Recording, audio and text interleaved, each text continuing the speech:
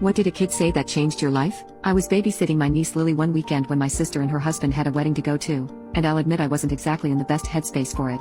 I had just flunked a midterm I thought I'd done decent on, my best friend wasn't speaking to me because of some dumb argument over a group project, and I had this overall feeling like my life was turning into a train wreck and I was somehow the one driving it off the rails. Lily is 6, loves glitter more than oxygen, and talks constantly, which normally I find cute, but that day I was just kind of numb. I let her pick out a movie and she chose one of those cheesy princess ones where everyone learns a lesson and sings about their feelings. At one point I must have zoned out because I didn't even realize she'd paused the movie and was just staring at me, her face all scrunched up like she was trying to solve a puzzle. I asked her what was up, and she goes, totally seriously, "Why do you look like you're pretending to be a person?" It hit me harder than I thought it would. I laughed, kind of caught off guard, and asked what she meant, and she said, "You look like you're wearing a face that doesn't fit. Like when I try on mommy's shoes and walk weird." I couldn't even respond. I don't know what it was about that sentence, maybe the fact that she said it so innocently, like it was just